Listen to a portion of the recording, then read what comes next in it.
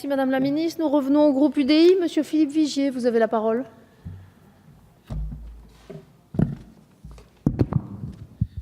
Oui, merci Madame la Présidente. Madame la Ministre, je souhaitais vous interroger dans la prolongation de ce que vous avez parlé pour l'accès aux soins et notamment d'abord sur l'évolution du tiers payant généralisé. Alors, vous nous dites souvent, et vous l'aviez déclaré d'ailleurs avec force le 15 octobre, avec le tiers payant généralisé qui sera obligatoire en 2017, l'accès aux soins est parfaitement sécurisé et on va enfin apporter une vraie réponse. Vous savez, Madame la Ministre, ça vous a été dit à plusieurs reprises, beaucoup de syndicats médecins y sont opposés, non pas par principe, je dis bien non pas par principe, parce que, à contrario de pharmacies, de laboratoires ou d'autres structures médicales beaucoup plus étoffées, c'est pas simple à mettre en place au quotidien. Or, les généralistes, la désertification médicale est là, et cette désertification médicale, elle avance, même s'il y a des maisons de santé, et je reconnais avec vous qu'elles doivent être portées par des professionnels. Les généralistes ne veulent pas se noyer dans des tâches administratives qui sont encore, pour le moment, difficiles pour eux à assumer. Donc, moi, je souhaiterais que vous puissiez m'indiquer où vous en êtes, puisque la loi santé arrive, si oui ou non il y a des assouplissements prévus, et si vous avez entendu ce message qui vient d'ailleurs de nombreux syndicats de médecins généralistes sur la mise en place du tiers payant généralisé. Puisque vous parlez d'accès aux soins, vous avez supprimé partiellement les franchises médicales, eh bien, il fallait aller complètement sur la suppression de ces franchises médicales. Puisque vous parlez d'accès aux soins, comment se fait-il qu'il y ait eu des médicaments dont le niveau de remboursement est baissé? Et ça, quelque part, c'est une entrave naturellement à l'accès aux soins. Et en matière de désertification médicale, vous savez que c'est un sujet qui est cher à mon cœur. Force est de constater que, malheureusement, les déserts s'amplifient. Et pourtant, vous voyez, Madame la Ministre, sud du département de Eure-et-Loir que je connais bien, c'est la 4e maison médicale que l'on sort. La 4e. Et pour autant, on gère la pénurie. C'est extrêmement difficile. On a attiré 2 nouveaux praticiens qui ne sont pas, malheureusement, qui ne sont pas formés en France.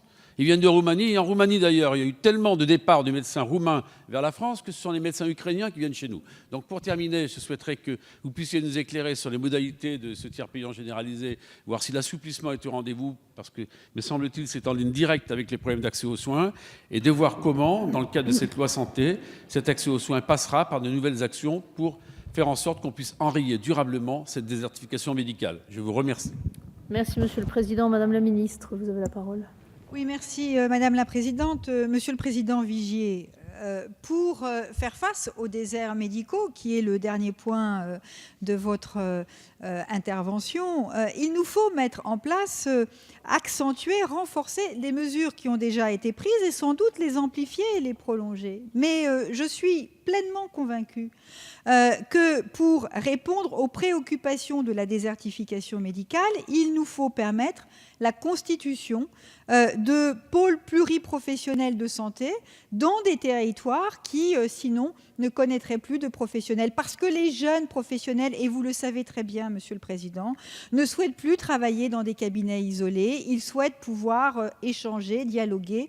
Et indépendamment de la loi de santé, le pacte territoire-santé qui s'amplifie et s'enrichit mois après mois doit permettre de donner des impulsions toujours plus fortes à la mise en place de ces structures. Sur le tiers payant généralisé, environ le tiers des actes qui sont réalisés dans notre pays le sont par tiers payant.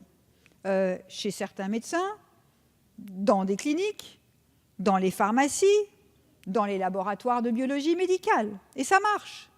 Ça marche dans l'intérêt de tout le monde, avec la satisfaction de tout le monde.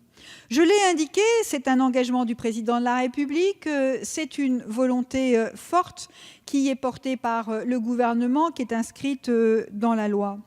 J'entends lorsque vous dites que, et j'espère que c'est le cas, lorsque vous dites que les médecins ne sont pas opposés par principe, mais ont une préoccupation de simplicité et de système bien organisé. C'est la raison pour laquelle j'ai annoncé que des discussions s'engageaient à la fois avec les organismes payeurs, avec les professionnels, pour que des garanties soient apportées sur la rapidité de paiement, sur la simplicité du dispositif. Et je souhaite par ailleurs que les équipes pluriprofessionnelles que nous évoquions initialement puissent bénéficier de rémunération d'équipe.